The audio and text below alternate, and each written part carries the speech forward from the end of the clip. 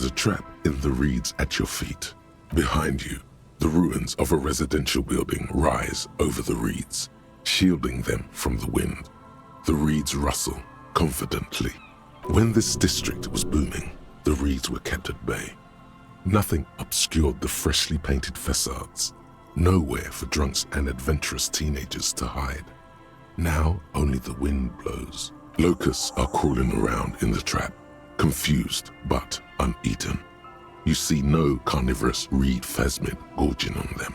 Big surprise. Anyway, 1 down, 3 to go. I meant no offense, just...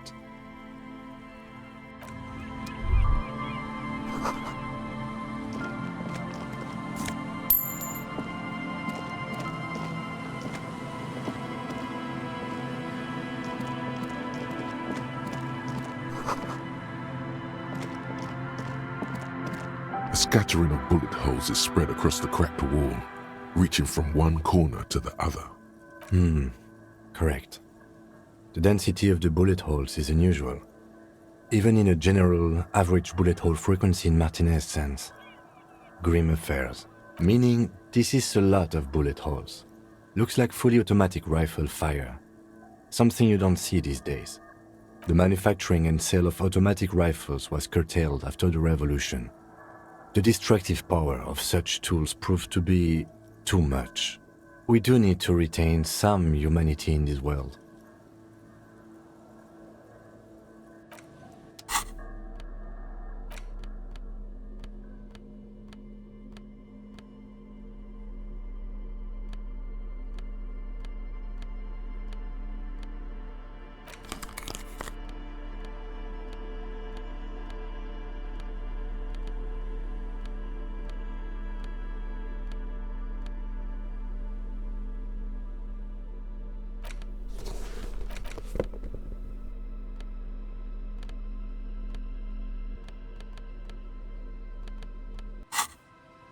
A scattering of bullet holes is spread across the crack. A row of ghostly shades stand facing the wall.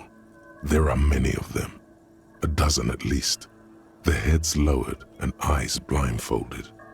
It's quiet, no sound, no movement.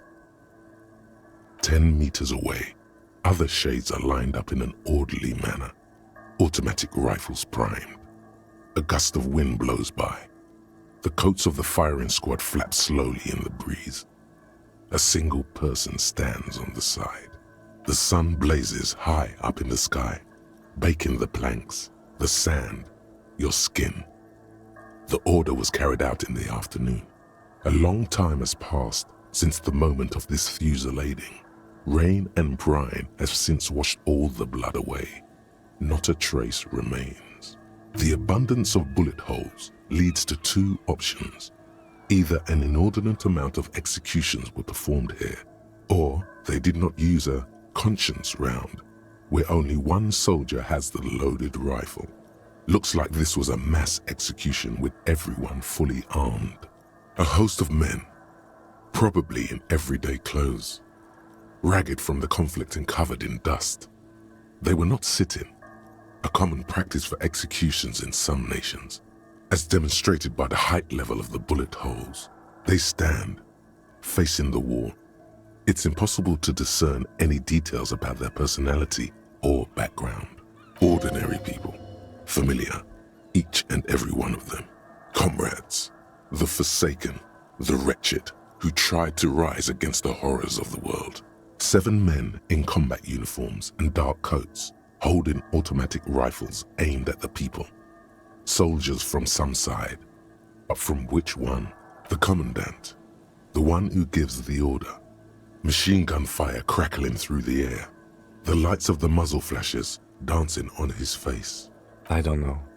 I don't know who died here, lined up beside that horrible wall. It could have been any of the parties involved in the revolution. Perhaps the ones executed here were the loyalist conservatives, killed by the communists at the start of the Civil War.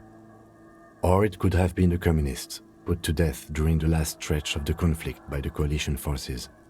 It could even have been the employees of the failed R&D center down the coast, as their building was taken over by the revolutionaries. Or maybe... Yeah, it's very unlikely the coalition forces were the ones who died here. They were always the last ones against the wall. To be honest, if a coalition member was anyone in this situation, it was the commandant, the superior giving the orders. A cold sea wind blows away the figures. Behind this building, the other one, once filled with engineers and designers of Feld Electric, now collapsed and dead, but for some rats. You feel drawn, for some reason, to the faded mural again.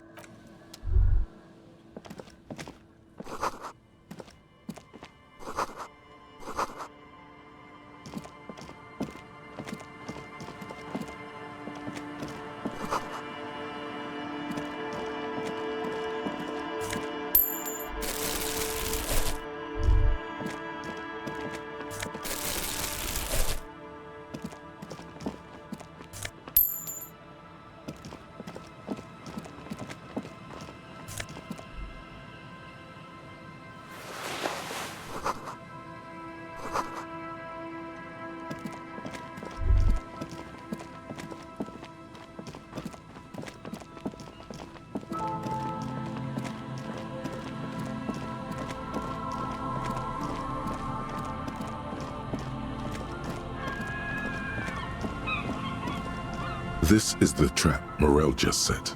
Checking it over, he said, is just a technicality. This trap is also full of panicked locusts. No sign of any cryptozoological beast inside. Another empty trap.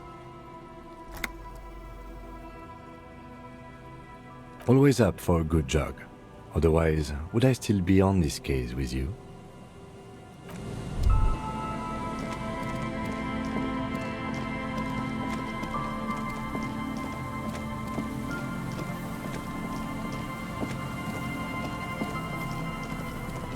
And Mikhail noticed the windows, especially with how there are no windows on the south side. This was to deal with. You officers, come to investigate the historic subtext of West Martinez? I'm Tran Heilostam. You must be Kim Kituragi, right? I was just telling my son about this building. Not a lot of people realize the historic significance here. Very rich in hypertext. Nice to meet you. Oh yes, so Mikhail. They had to deal with monitor glare, especially in the summer. They still had vector monitors back then. That was 49 years ago. So they didn't have windows on the south wall. No, I can't say that we've met before, but I've heard of Kim, of course. Mikhail, say hi to the officers. Mikhail's a little tired today. We spent all night trying to run Orbis on his radio computer. Have you heard of it? It's a programming language used in Grad. Quite tricky, but he wanted to play this Grad-made adventure program. We've been getting really into worms lately. But I assume you're not here for giant worms when there are so many real things to see. Just as I was telling Mikhail before, this is where the Coalition landed in '08. We could be standing on what is the most interesting landmark in Revachol West. This man is your half-brother. You feel it. But why? No, I'm afraid I can't help you with this one, officer. It's just a regular day off for me and Mikhail here. So you haven't seen anyone around? No, I'm sorry. As I said, this is just a day off. We just arrived anyway. No, thanks to you for having me and little Mikhail here to pick your brain. A very interesting conversation indeed.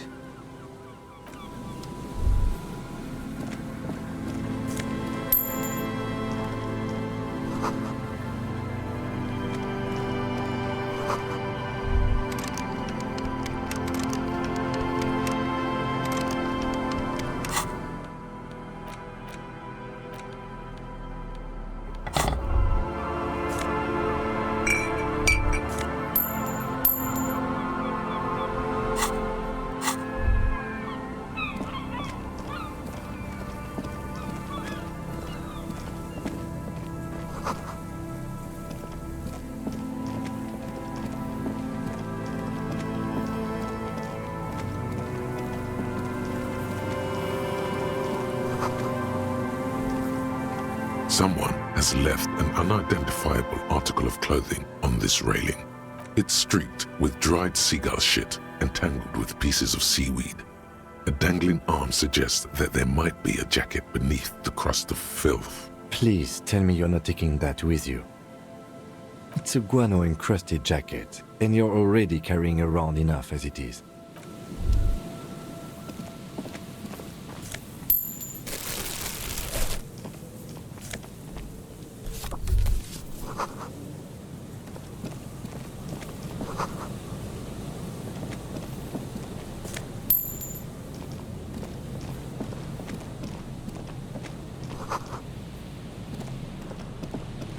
The smell, it's awful and familiar.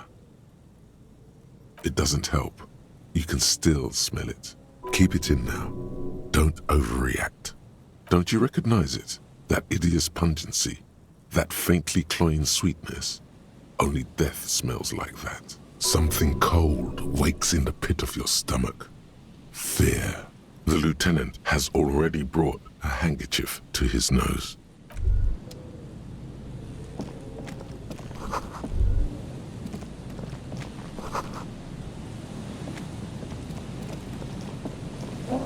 There's some tear, an empty cigarette package, and a crumpled kebab wrapper in the trash bin. 2 empty bottles of Tallulah vodka and a can of black potent porter is all you find. No, there's more in there.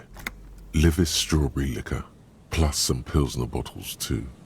Better not pick them up. They seem unhygienic. A tragedy.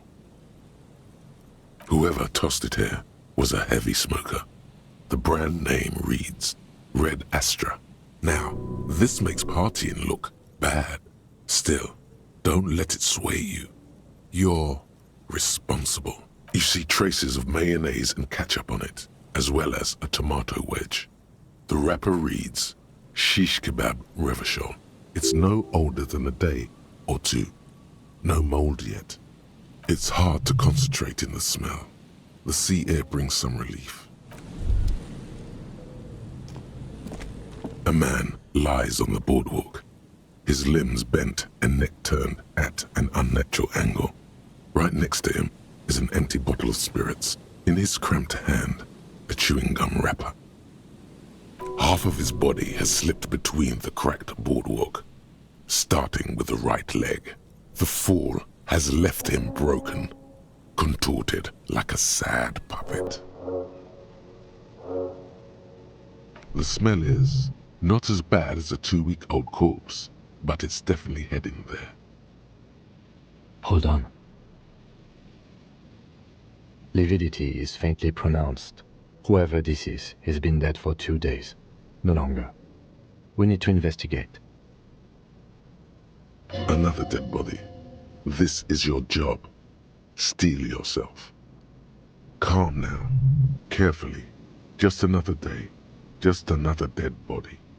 Breathe. He's wearing mud-caked boots, beige trousers, and an old brown leather jacket with a bright blue lining. There are traces of kebab sauce on his chest. The leather jacket suits him well. It must be custom made. You find some sunflower seeds and a rain-soaked library card folded into 2. His jacket feels sodden and heavy under your hand. Good.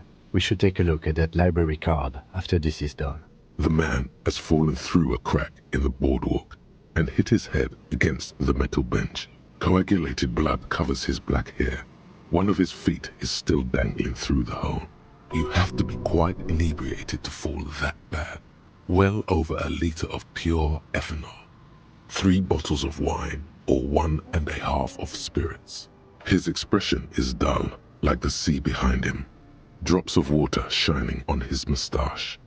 His eyes, empty and wide, look frightening in their frozen gaze. Height, 170 to 175 centimeters. Curly hair, stout build. Age, approximately 50 to 60 years. He was just about to head home. The first step back home proved to be his last. There's some dried blood on the metal bench, right where the corpse's head rests. The floorboards are rotten and slippery wet around the hole. An empty bottle lies nearby. A chewing gum wrapper is clutched in his fist. A dried chunk of blood covers the hair at the back of his head. An open wound. It's sticky and cold to your touch. This is where he came out of himself. drop by drop, when he was unconscious. It took 3, maybe 4 minutes. I don't see any other major wounds, do you? Seems like the head wound was fatal. It's exactly the shape of the bench. They screech under your feet ominously. It's hard to say whether the dead man's weight was the cause of the boardwalk to break. It definitely looks fragile. You see waves churning below. Something cracks beneath your feet. He could have easily disappeared into the sea through that hole, and you would have never found him. A .75-liter Tallulah vodka with its cap missing. There's hardly anything left inside. It's mid-market spirits with a slight touch of menthol. The man meant to enjoy himself, have a good time. Tear all around us. I'd prefer if you didn't collect them this time. It's not proper. True. It feels disrespectful. Grabowski spearmint chewing gum. Green leaves on the cover. The man's mouth is half agape from the terror of the fall. The blackness of death. Stench. You think you see white chewing gum too. Confirmed. Nearly the whole pack is there. Solidified on his lower rear teeth. He ate the whole pack, right? It's to cover the smell of alcohol before going home. The worst thing is, I've seen it before. Almost the same scenario, even the chewing gum. It's always the same. The entire boardwalk creaks in the wind as you take a step back. Looks like one of the locals. He'd have to know this spot to come here. You don't just walk over here. But that's just a lazy assumption. What do you think? At least this man knew how to party. Imagine the same scene without the bottle. Now that would be just sad. This is an omen, a sign from above. Don't start drinking again.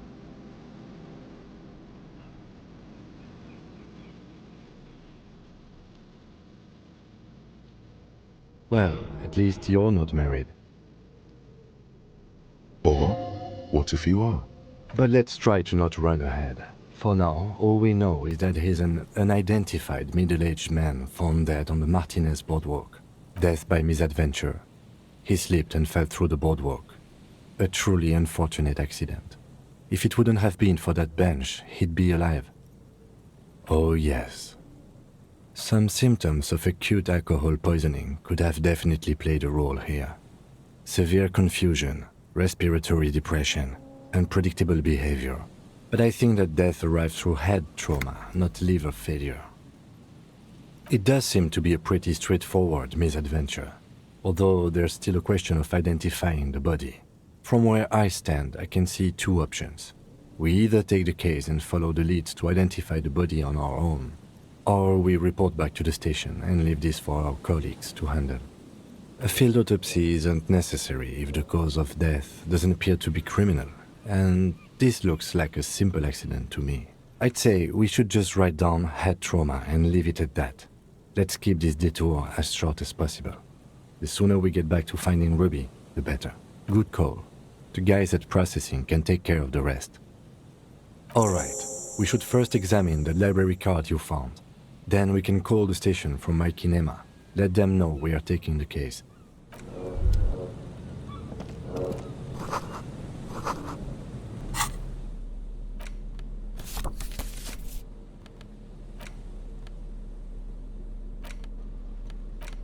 The library card is folded into 2 and still slightly wet to the touch. The front side reads, Central Jamrock Public Library Card, issued to Billy Mejean, expires July 53. Whoever owns this card is an avid reader. You find a list of books written in blue pencil. Radio thriller. Stand a little less between me and the sun. The last one in the list is The Glinting Curve by M. Theobald. A library stamp indicates that the book has been returned. Most of these titles seem to be in the sci-fi genre. Some thrillers too. If lost, please return the card to the library. Dial 005 02 55 211 or visit us at Moreau Street, 78, Jamrock.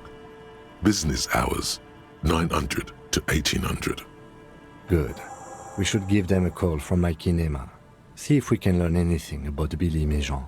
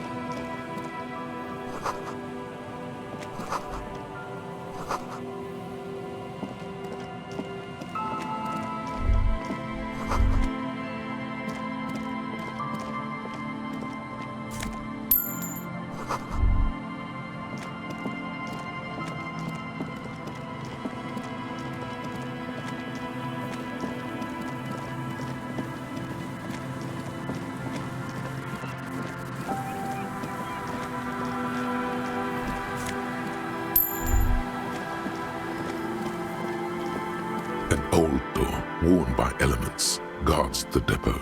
The wind has blown a sand dune in front of it. The door hasn't been opened in a long while. You see a handle. You rattle the handle a bit, then push on the door with all your weight. It does not budge.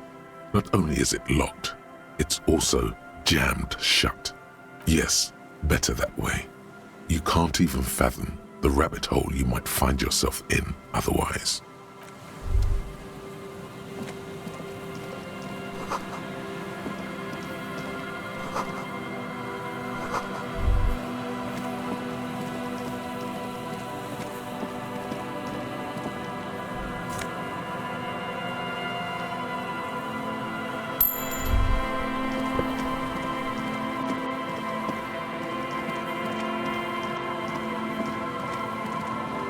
This trap's not too hard to spot, once you know what to look for. Nothing but locusts in this trap as well.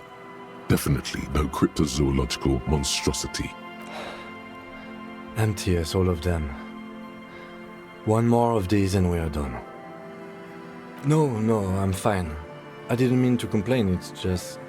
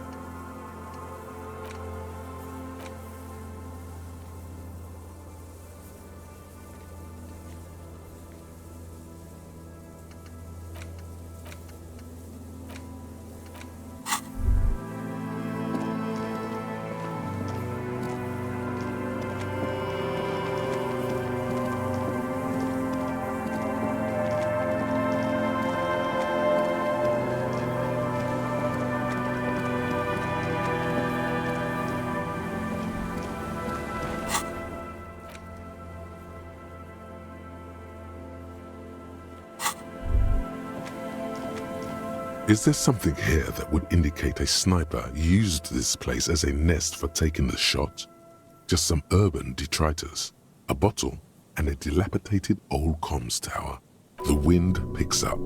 Fine sea foam lashes your face. It feels like needles. You can take it. Just raise your collar, detective. In the distance, you can hear the breakers roar. I don't see it, Lieutenant W. Freighter.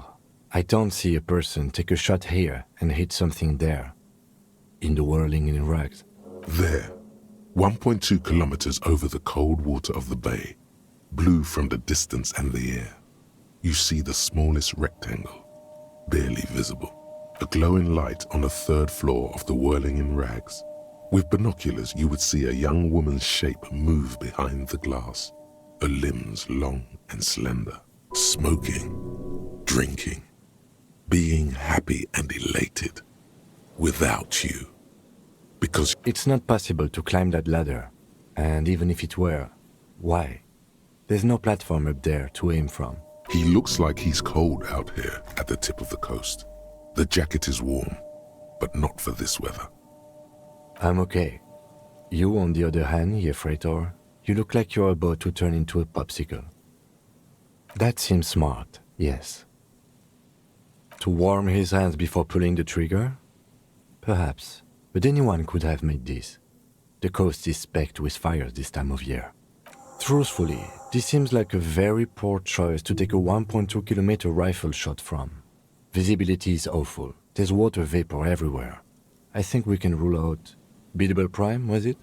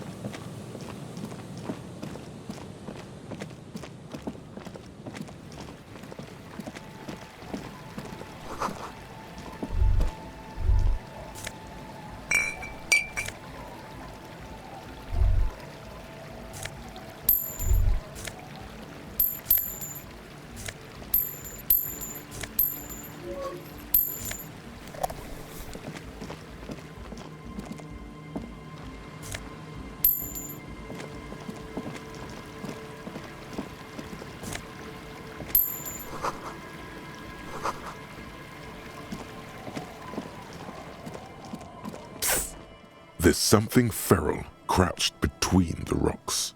Something primal. Something forbidden. Back away. Very slowly.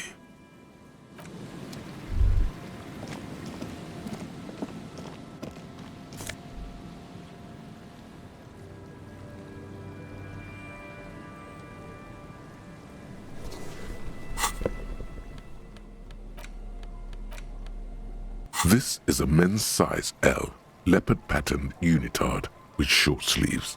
There are bits of seaweed stuck to it. It speaks to the animal inside you. Actually, this is a leotard, not a unitard. Unitards have legs. Slow and steady, boy. You know how to handle this. Drop it now. This thing will eat you. Can't you feel the hairs on your arm and on the back of your neck standing up? Your heart rate races through the roof. Your pupils are the size of marbles. This is irreversible peril. Yeah, but why does it taste so sweet? Run, you idiot. There's only one thing left to do. See how it fits. Just know that once the leotard goes on, it never comes off. You will change irrevocably, but don't you want to feel different? It can be a secret that only you know.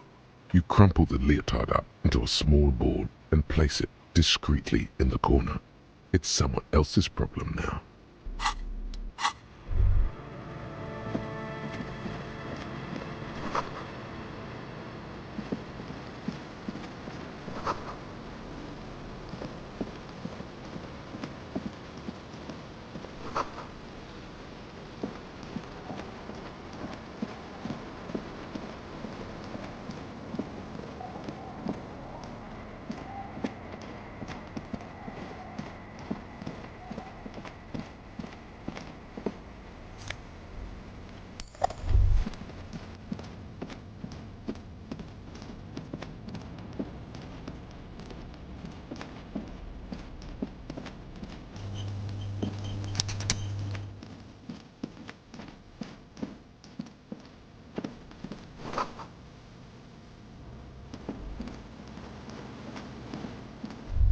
It takes you a moment, But finally, the trap feels light and silent as you pick it up. Something is different here. No locus. No phasmid either. But still. Well, the bait worked on something. This doesn't mean it was a reed monster, though. Unless you see one in there, I just see an empty trap. The netting is a little untidy, messier than the others, like someone or something picked up the trap and shook it before dropping it back down on the ground. Perhaps our cryptozoologists have competition in the form of an actual entomologist, or someone else is sabotaging them. I could present more theories, but then I would be taking this on as a case, which I'm not. We did sort of promise to tell them, didn't we? A cold gust of air dries your sweaty face, and you look to the dark shadow of the felled building in the distance, drawing you to it. What a strange sensation. Once this is done, should you ask the wind again?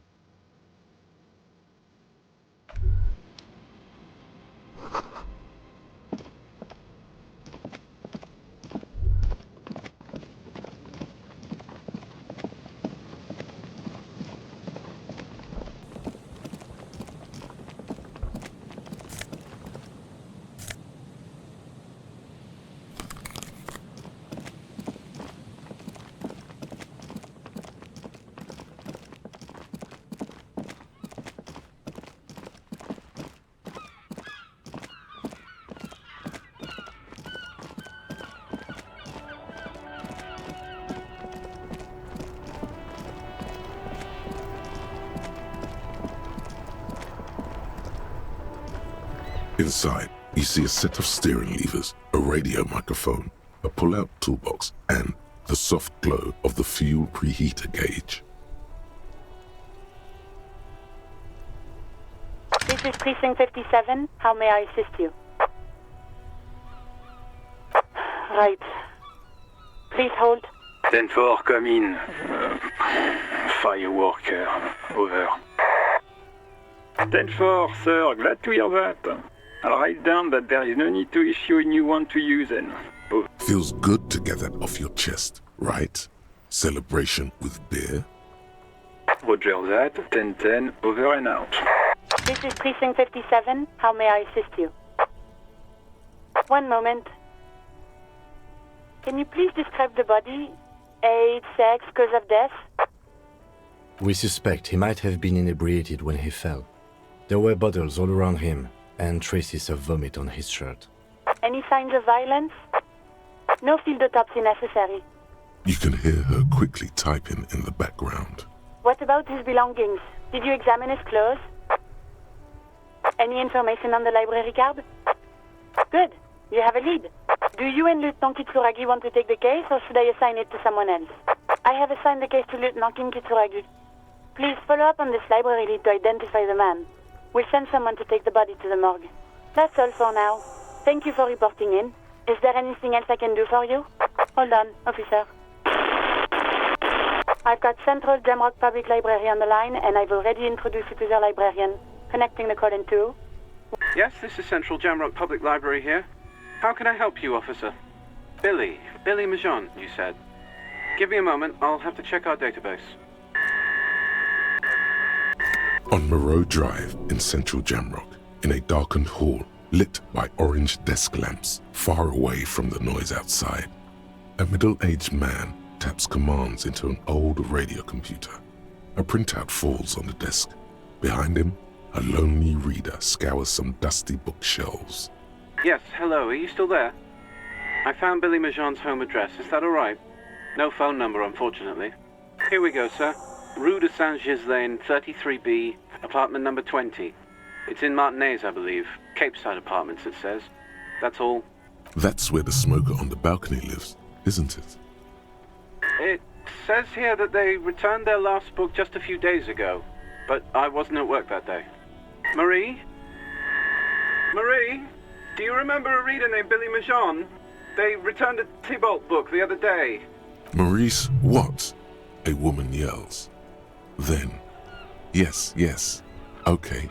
If it was the police. Yes, it was my colleague Marie. She said that it was Billy's husband who returned the book. He also asked for this new sci-fi release, Lowe's Radio City 87, but we don't have it yet. Sorry, no. Marie only knows him by sight. Marie knows Billy. She's been working here longer than me. Sometimes her husband returns some books for her. Happy we could help. Goodbye, officer. Anything else you need from me? 57th, over and out.